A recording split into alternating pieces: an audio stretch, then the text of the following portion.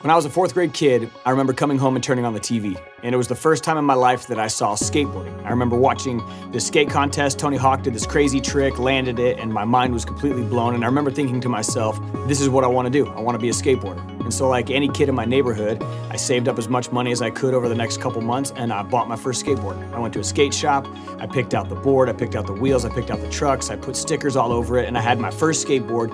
And I remember being so excited thinking, this is the thing that I want to do for the rest of my life. And I got to the skate park, and like any skate park, this one had a culture. There was the older kids, there was the younger kids, there was the really good kids, and there were the kids who were just learning how to skate for the first time. And there was one kid in particular named T-Roy, and T-Roy was kind of the man. He had the coolest clothes, he was obviously the best skateboarder there, and everyone seemed to follow whatever he did. Whatever T-Roy was doing, everyone else wanted to do, and I was the same way. He was a couple years older than me, and he was a huge influence on me, and he had no idea. And I'll never forget one time, off to the side, working on a trick by myself, T-Roy and his friends, they kind of noticed me for the first time, and they started to skate towards me. And him and his friends, they stopped about 10 feet short of where I was skateboarding. They looked at me, and they just started to make fun of me. T-Roy started to make fun of the way that I skated. He made fun of my clothes. He made fun of my hair, and I was crushed. I was devastated. And it's honestly the first time in my life that I ever really remember just getting bullied. And that one single act, that one comment from someone that meant a lot to me, it took skateboarding away from me. And I stopped skating for almost 10 years. It was nearly a decade before I ever got back on a skateboard again. And T-Roy, he stole something from me that day.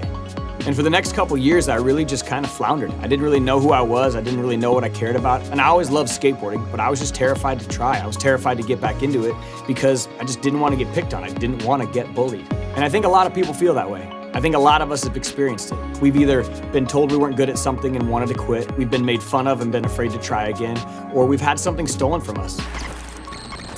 I've dealt with bullying, and it was a terrible experience. Being bullied doesn't just affect you physically, but as well as mentally. I was bullied so bad growing up. They laugh at them in the hallway, post about them on social media. Why are people treating me this way? It's really hard to go through and face that. I normally hung around with guys because girls are just not nice. I was being bullied during already one of the most difficult times in my life.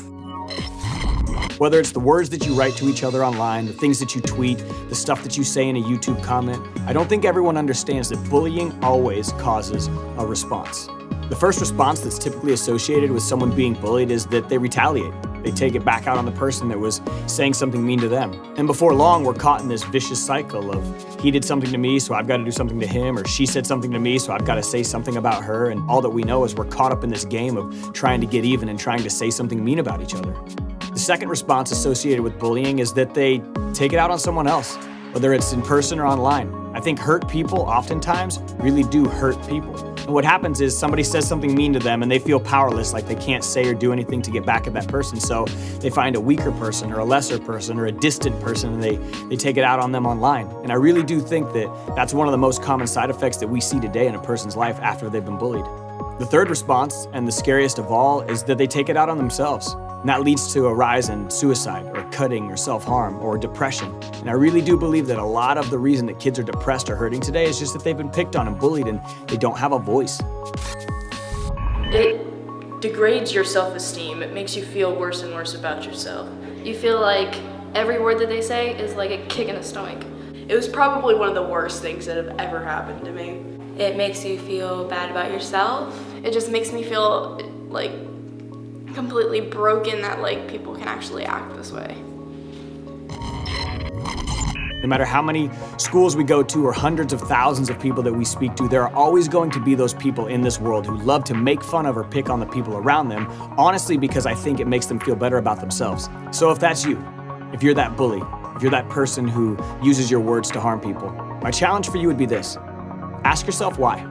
Ask yourself, what is that thing inside of me that feels the need to rob people of something? What is that thing in me that feels the need to rob someone of their joy? What is that thing that lives inside of me that wants to hurt people? And ask yourself that question. Why do I need to be a bully? I can tell you what bullying won't get you. It won't get you real friends. It won't get you true joy. It won't be satisfying. That kind of behavior, it always catches up to you. You know what is tough? You know what does have power? Recognizing that you're wrong, admitting that you're wrong, asking for forgiveness, that takes power. And for those of you being bullied, your instinct is that you're going to want to respond. You're gonna wanna retaliate on the person that's hurting you. You're gonna wanna take it out on someone else, whether in person or online, or you're gonna wanna take it out on yourself. I want you to understand something. You matter, you're important, you've got value. And please don't let someone rob you of your joy. Don't let someone steal from you the thing it is that you love to do. You wanna know the best way to stand up to a bully? Is continue to do the things that you love. Stand up for yourself. Continue to be you.